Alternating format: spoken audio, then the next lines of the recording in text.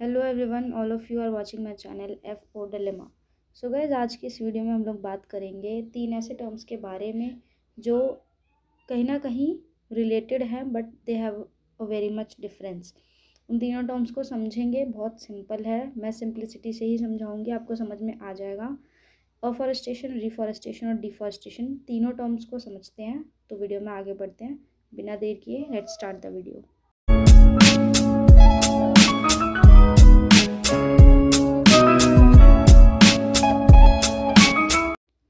तो इन तीनों ही टर्म्स को समझने के लिए हम 4 एस्पेक्ट्स पे बात करेंगे ताकि आपकी अंडरस्टैंडिंग इन तीनों को लेकर क्लियर हो जाए।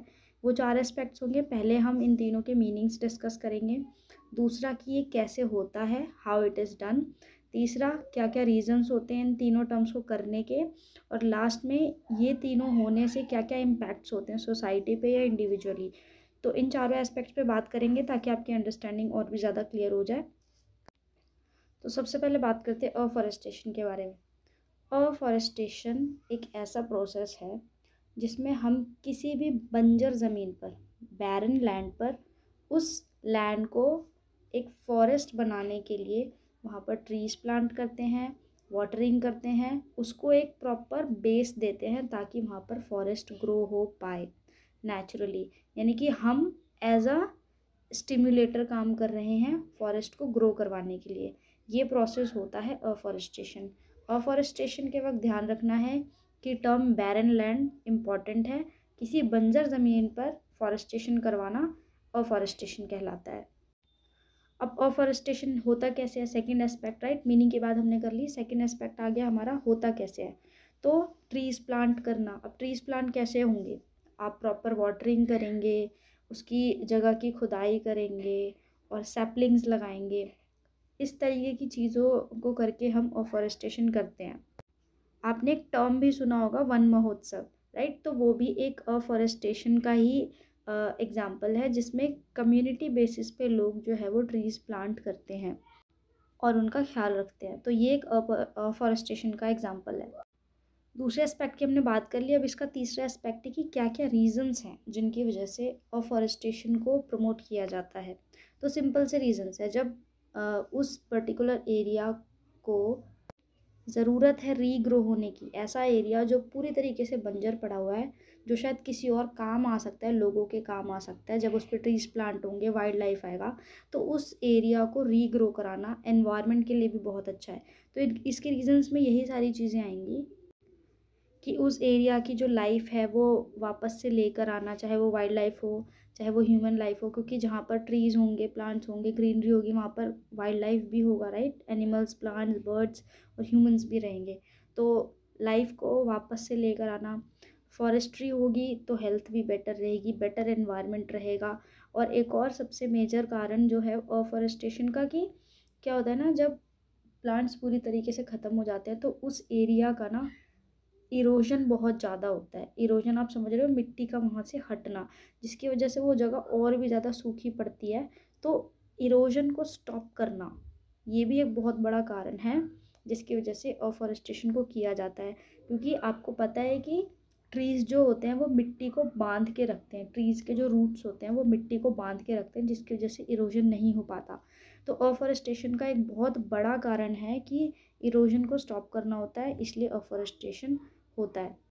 इसके अलावा माइनर माइनर बहुत सारे रीजंस हैं, जैसे कि ऑक्सीजन की सप्लाई को उस पर्टिकुलर एरिया में मेंटेन करके रखना, राइट। सॉइल का मॉइस्चर मेंटेन करना, ये सारी चीज़ें आती हैं जो रीजंस हैं क्यों लोग अफॉरेस्टेशन को प्रमोट करते हैं।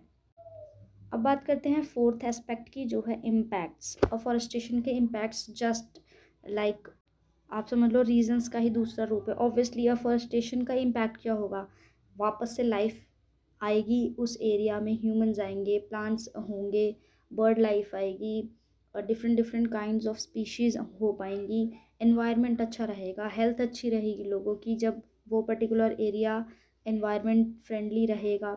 इरोजन जो है वो स्टॉप होगा, जो कि एक रीज़न भी था, राइट। ऑक्सीजन की सप्लाई अच्छी रहेगी, सॉइल मॉइस्चर कम हो ज़्यादा होगा। ये सारी चीज़ें जो है वो अफॉरेस्टेशन के इम्पैक्ट्स हैं। नेक्स्ट टर्म है जो है डिफॉरेस्टेशन। तो अफॉरेस्टेशन के बारे में चारों एस्पेक्ट्स के थ्रू हमने समझ लिया। अब पढ़ेंगे डिफॉरेस्टेशन के बारे में। डिफॉरेस्टेशन अपने नाम से ही बता रहा है कि डी यानी कि ख़त्म, ठीक है। तो जब भी हम लार्ज स्केल पर, ध्यान रखना है, लार्ज स्केल पर जब भी ट्रीज़ की कटिंग होती है उसे हम डिफॉरेस्टेशन का नाम देते हैं। फर्स्ट एस्पेक्ट क्लियर हो गया, मीनिंग। इसके सेकंड एस्पेक्ट पर आते हैं कि डिफॉरेस्टेशन किया कैसे जाता है।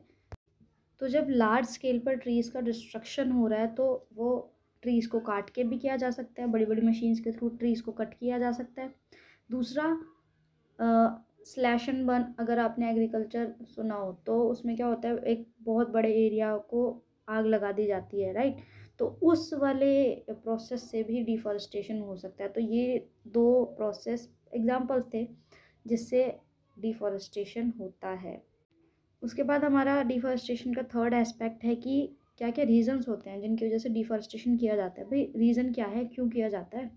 तो रीज़न बहुत सिंपल है। आजकल पॉपुलेशन इतनी ज़्यादा बढ़ रही है कि उनके नीड्स को फुलफ़िल करने के लिए लोगों को लैंड चाहिए, चाहे वो रहने के लिए चाहिए, चाहे उनकी नीड्स को पूरा करने के लिए चाहिए। तो अर्बनाइजेशन बहुत ज़्यादा हो रहा है, पॉपुलेशन बहुत ज़्यादा इंक्रीज़ हो रही है। तो उन सब चीज़ों को ध्यान में रखते हुए ट्रीज़ को फेल किया जाता है, डिफॉरेस्टेशन किया जाता है। डिफॉरेस्टेशन के फोर्थ एस्पेक्ट यानी कि लास्ट एस्पेक्ट पर आते हैं, जो है इम्पैक्ट। डिफॉरेस्टेशन से क्या इम्पैक्ट आता है सोसाइटी पर या इन्वायरमेंट पर या इंडिविजुअली लोगों पर। तो सबसे पहला जो इम्पैक्ट आता है वो होता है कि लोगों की यार हेल्थ बहुत ज़्यादा अफेक्ट हो रही है। जैसे जैसे इस दुनिया में ग्रीनरी कम हो रही है ना, लोगों की हेल्थ बहुत ज़्यादा अफेक्ट हो रही है। लोग जो है वो प्रॉपर ऑक्सीजन नहीं ले पा रहे हैं, क्लियर ऑक्सीजन नहीं ले पा रहे हैं। इसका दूसरा फेस अगर आप देखो, पोल्यूशन बहुत ज़्यादा बढ़ रहा है। डिफॉरेस्टेशन से वाइल्ड लाइफ, जो भी बर्ड्स हैं, जितने भी एनिमल्स हैं, छोटे बड़े जितने भी, इनफैक्ट ह्यूमंस को तो इनडायरेक्टली अफेक्ट हो ही रहा है, जितने भी वाइल्ड लाइफ है उसको भी बहुत ज़्यादा अफेक्ट हो रहा है इन सब चीज़ों का। जो प्लांट्स कुछ हार्मफुल गैसेस को ऑब्जॉर्ब कर लेते थे, अब वो हार्मफुल गैसेस ऑब्वियसली फ्लोट करेंगी, वो हमारे लिए भी बहुत ज़्यादा डिस्ट्रॉइंग है। तो ये सारे इम्पैक्ट्स हैं जो डिफॉरेस्टेशन से सोसाइटी में ह्यूमंस के लिए, वाइल्ड लाइफ के लिए, एनवायरनमेंट के लिए देखने को मिलते हैं। यहाँ होता है डिफॉरेस्टेशन ख़त्म। अब आते हैं हमारे लास्ट टर्म पे, जो कि है रीफॉरेस्टेशन। तो रीफॉरेस्टेशन नाम से ही पता चल रहा है, री यानी कि दोबारा। तो फॉरेस्टेशन का मतलब तो मैंने बताया कि किसी भी पर्टिकुलर एरिया को जब हम फॉरेस्ट के उसमें प्रोसेस में कन्वर्ट करने के लिए उसको हेल्प करते हैं, एड करते हैं, तो वो फॉरेस्टेशन हुआ। तो रिफॉरेस्टेशन क्या हुआ, ऐसी जगह जो प्रॉपर बंजर ज़मीन नहीं है लेकिन प्रॉपर फॉरेस्ट भी नहीं है, जिसके अंदर पोटेंशियल है ग्रो करने का एक फॉरेस्ट के तौर पर, वो पर्टिकुलर जगह आज शायद एक फॉरेस्ट नहीं है, लेकिन कल को अगर उसमें हम लोग प्रॉपर केयर करें, उसका ध्यान दें, तो वो फॉरेस्ट में ग्रो कर सकती है। तो ऐसी जगहों को जब हम फॉरेस्ट के तौर पर ग्रो करने में हेल्प करते हैं, उस प्रोसेस को कहते हैं रिफॉरेस्टेशन। ये था मीनिंग। अब सेकंड एस्पेक्ट है कि कैसे किया जाता है रिफॉरेस्टेशन। जस्ट लाइक अफॉरेस्टेशन, इसमें भी ऐसे होता है कि हम लोग ट्रीज प्लांट करते हैं, लेकिन इसके तरीके में एक दो चीज़ें और ऐड ऑन हो सकती हैं। जैसे कि जो भी थोड़ा बहुत फॉरेस्टेड एरिया है उसको हम टेक केयर करें और बहुत ज़्यादा ख्याल रखें ताकि लोग उसको ओवर यूज़ ना करें, कटिंग वगैरह जब ज़रूरत पड़े तभी हो। ये सारी चीज़ों को हम रिफॉरेस्टेशन के हाउस में कंसिडर कर सकते हैं कि किन किन चीज़ों से रिफॉरेस्टेशन होता है या हम करते हैं। उसके बाद आते हैं रीजंस पे, जो हमारा थर्ड एस्पेक्ट है। रीज़न क्या हो सकता है, एनवायरनमेंट इतना ज़्यादा बिगड़ रहा है कि हम जितना ज़्यादा ग्रीनरी को लेकर आ पाएँ वो और भी ज़्यादा बेटर है। तो रीज़न यही है कि ज़्यादा से ज़्यादा हेल्थ इम्प्रूव करनी है लोगों की, ज़्यादा से ज़्यादा इन्वायरमेंट फ्रेंडली बनाना है लोगों को, और लोगों को ये सिखाना है कि इन्वायरमेंट हमारे लिए कितना ज़रूरी है, उसकी नीड को समझते हुए, राइट। तो ये सारे रीजंस हो गए कि बेटर एनवायरनमेंट चाहिए, बेटर हेल्थ चाहिए, बेटर लाइफ चाहिए, हम एनवायरनमेंट को अपना साथी समझे, अपना एनिमी ना समझे। ये सारी चीज़ें जो हो गई हमारे रीजंस आ गए रिफॉरेस्टेशन के। अब रिफॉरेस्टेशन के लास्ट एस्पेक्ट पर आते हैं, जो कि इम्पैक्ट। इम्पैक्ट जस्ट बिल्कुल अफॉरेस्टेशन की तरह। ऑब्वियसली जब कोई पर्टिकुलर एरिया है, आप उसमें और भी रिफॉरेस्टेशन हो रहा है वहाँ पर, तो क्या होगा, ज़्यादा से ज़्यादा वाइल्ड लाइफ वहाँ पर आएंगी, अलग अलग स्पीशीज़ आएंगी, इरोजन कम होगा, राइट। पोल्यूशन जो है वो कम होगा, सॉइल का मॉइस्चर मेंटेन होगा, ऑक्सीजन की सप्लाई अच्छी रहेगी। ये सारे इसके इम्पैक्ट्स हो गए। So this was all about afforestation, reforestation and deforestation. I hope आपको इन तीनों टर्म्स का मतलब समझ में आया होगा।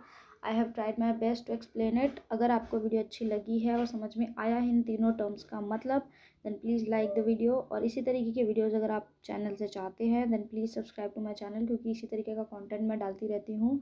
And again press the bell icon ताकि मेरी कोई भी अपडेट आप लोगों से मिस ना हो।